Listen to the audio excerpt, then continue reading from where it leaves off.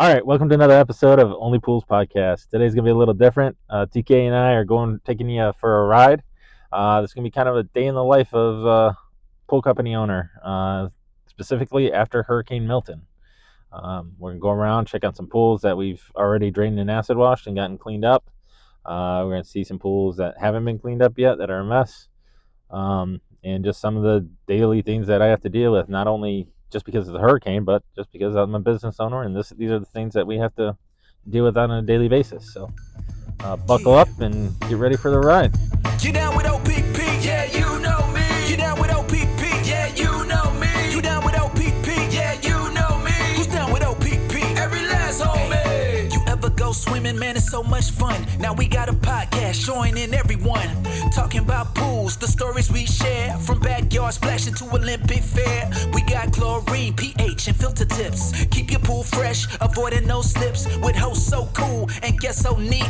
We're dropping pool knowledge that it can't be beat. You down with OPP? Only Pools Podcast. You down with OPP? Only Pools Podcast. You down with OPP? Only Pools Podcast. Who's down with OPP? Every last homie. Only Pools Podcast. Let's go. On a daily basis, a CFO's job, or not CFO, CEO, or owner of a company, his main job is to put out fires. As the owner, any owner of a company should know that they can't do everything, and they should be hiring people that are great at what they do and let them do those things and do their best not to micromanage people, which is what I try to do. However, there are cases that we have to step in and put out fires and hire and fire people, and keep an eye on the bottom line to make sure that we're always operating in the red, and keep the company going. We've scaled quite a bit as a company over the last 4 or 5 years, and it changes things, because you're not only responsible for just your salary or a couple people's salary. Now I've got 25 people that I have to make sure that they get a paycheck and that we have enough work coming in for them. So it can be very stressful. I don't recommend anybody necessarily do this business and scale it. The pool business is a fantastic business to be in. There's always going to be work, and if you're good at what you do and you take care of the customers, it's awesome. If I had to do it all over again, I would reduce my stress level. I would do my 60 pools by myself, no overhead, no employees to worry about, no hiring, firing, all that stuff. It'd just be me. I'd work 4 days a week, knock my pools out, be done by 3 o'clock in the afternoon, and enjoy my weekends off. But that's not the route that I chose. So we decided to scale, and we're doing a pretty darn good job. This hurricane, or these 2 hurricanes over the last 2 weeks, have definitely put a crimp into things. One of the things as an owner I had to worry about that just happened is, after the first storm, we lost 128 accounts that were submerged by ocean water. So that was about $38,000 in revenue that we would normally have that we don't. So that puts a hurt on your cash flow when you're used to having stuff come in and you're budgeting for certain things, and then that now 38,000 out of that 100,000 is gone. It puts a crunch on things. So you have to be able to shift and maneuver and find out where you can recover that from. So in this case, it'll be the storm cleanup. Everybody that had their pool submerged with salt water will have to be drained and acid washed and cleaned and refilled and balanced. So that's where that's going to make it up. But it doesn't happen right away. I mean, this is going to be a 2, maybe 3, even 4 month process to get everybody's pool back up and running. In the county that I live in, there's over 580,000 residential pools in this county. There's probably 250 pool companies, from the one poolers that just do it by themselves to the larger companies that have 7,000 or 8,000. There's just too many pools out there for all of us, so we're never starving for work, which is the good thing about this business. It's a lot of stuff, a lot of stress every day, something new. I've recently had to let some employees go. We had a trainee that just wasn't cutting it, and we knew after about the first week, we decided to give him another week to see if he could improve, and he's just not picking it up. However, to be fair, our training program is probably the most stringent of any other training program out there. We spend at least 4 weeks with our techs before they can go out on a route by themselves. We want to make sure that they know their chemistry and they have that on lock, and know everything there is to know about the water chemistry. Make sure that they can clean the filters, put them back together, make sure nothing's leaking and the systems are working properly. So we spend a lot of time and money on the training side of it. But we usually get a good idea with a new employee if they're going to make it or not within the first week and a half. So in this case, he's not cutting it, so we're going to cut him.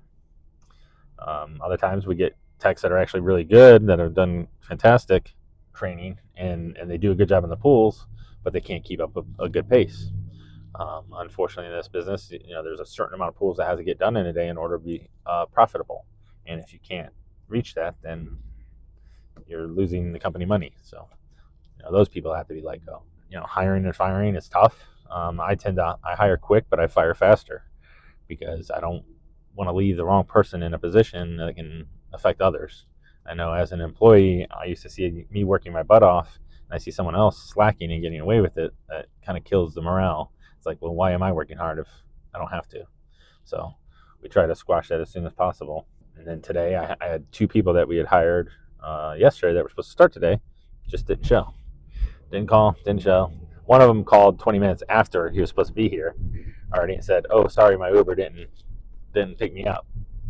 Well, you knew that, at 7 o'clock when you were supposed to be there. You didn't call me then. You waited 20 minutes later. So I told him, don't bother. You only get one chance to make a first impression. Just remember that. No matter where you go out to work, you're not there on time, don't expect them to hire you.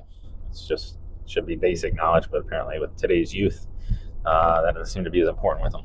So, like I said, right now we're going out. First few pools we're going to look at are pools that were submerged with salt water.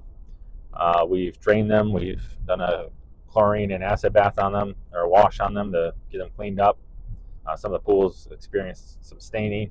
That's why we use the acid or chlorine to get them cleaned up. We put the plug back in.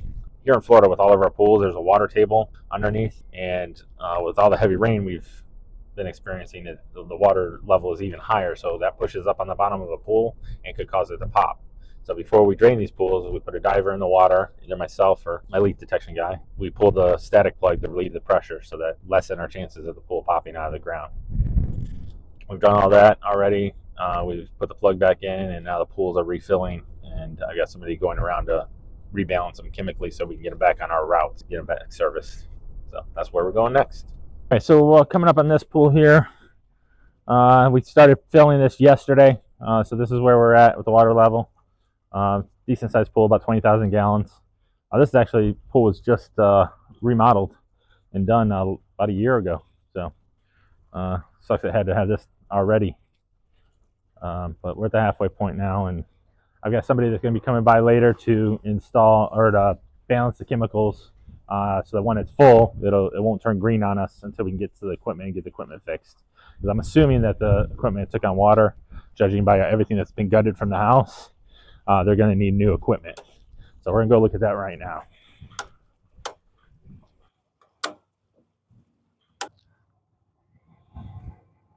Yeah, it's getting an error message on the screen, which basically means the drive has been fried and will need to be replaced. That heater was already cut out, so that wasn't from the storm. But everything else looks to be fairly intact. So I'll put in a note that needs a new pump, and we'll go from there.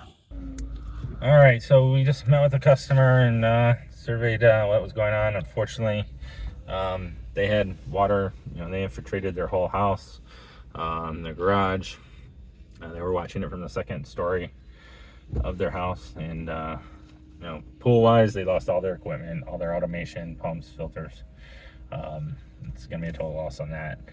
We did get the pool cleaned up, and it's blue now. It's filling still. It's still got a little bit of ways to go, but we're gonna try and get them their equipment as soon as possible so that they can at least take a dip. I mean, this is Florida. While it's cool right now, it will heat back up again, and at least we can offer that kind of relief to them to use their pool while they're doing cleanup and stuff. So while we are just pool people, and in the grand scheme of things, pools don't really mean crap when your life's out here on the street. At least we can give them that relief and give them some kind of normalcy to what they were used to before the storm. So that's pretty much our goal right now with everybody. Surreal seeing everybody's lives at the curb of the street, and that everybody, no matter what stature in life they are at, or doesn't matter their income, they lost everything in their houses. I know personally, I definitely feel blessed that we live inland, and as nice as it is to live on the water, I don't see that it's worth it. 15-minute drive away from the beach, that's close enough for me. Keeps me high and dry. It's one of our commercial pools that we drained and acid washed yesterday. It's filling up. A little concerned about a couple things I see. Looking at the walls, you can see kind of wet spots and like wet cracks. That means there's a hollow spot behind that surface. The surface was only redone probably a year and a half ago, right before we took over the account. So it's kind of terrible workmanship by whoever did it. But you can also see too, there's some white calcium buildup on the wall. That shows that the calcium is being pulled through there, so there's a hollow spot behind it. So, but we'll get her back up and running and see how she does. All right, well, at the end of the day here, it's about 5:16. We've hit 16 stops today, checking on pools from the storms and our recovery efforts for it. I've had about 100 phone calls that y'all missed that we did off air. Yeah, it's been something, and I don't see the work ending anytime soon. That's one of the great things about being in the pool industry, is there's always work, even when there's not storms. If you're in Florida, California, Arizona, or Texas, we are the 4 states that don't close our pools every year. So there's year-round work, where all the other states, they're only open for about 5 months out of the year. So for now, signing off, and remember to like, subscribe to our channel, and always remember, just keep swimming. You down with OPP? Yeah, you know me. You down with OPP? Yeah, you know me. You down with OPP? Yeah, you know me. Who's down with OPP? Every last homie. You ever go swimming, man? It's so much fun. Now we got a podcast joining everyone, talking about pools, the stories we share, from backyard splashing to Olympic fair. We got chlorine, pH, and filter tips. Keep your pool fresh, avoiding no slips. With hosts so cool and guests so neat, we're dropping pool knowledge that it can't be beat. You down with OPP? Only Pools Podcast. You down with OPP? Only Pools Podcast. You down with OPP? Only Pools Podcast. Who's down with OPP? Every last homie. Dive into discussions, no topics too small. From kiddie pools to water parks, we cover it all. We got pool parties and cannonballs too. If it's about water, we talking to you. Interviews with experts and stories to share. From poolside barbecues to water care, we got tips and tricks to keep your pool right. Listen in the morning or at the late night. You down with OPP? Only Pools Podcast. You down with OPP? Only Pools Podcast. You down with OPP? Only Pools Podcast. Who's down with OPP? Every last homie. O is for only, the best place to be. P is for pools, come dive in with me. P is for podcast, we talking weekly. Only Pools Podcast, the one and only. Grab your goggles and your floaties too. Tune in to our show, we got stuff for you. Poolside chats to aquatic news. Only Pools Podcast, you can't refuse. We teach you how to clean, how to keep it clear. The best pool stories that you'll ever hear. From summer fun to maintenance prep. Only Pools Podcast, we're your best bet. You down with OPP? Only Pools Podcast. You down with OPP? Only Pools Podcast. You down with OPP? Only Pools Podcast. Who's down with OPP? Every last homie. You down with OPP? Yeah, you know me. You down with OPP? Yeah, you know me. You down with OPP? Yeah, you know me. Who's down with OPP? Every last homie. Only Pools Podcast. Let's go.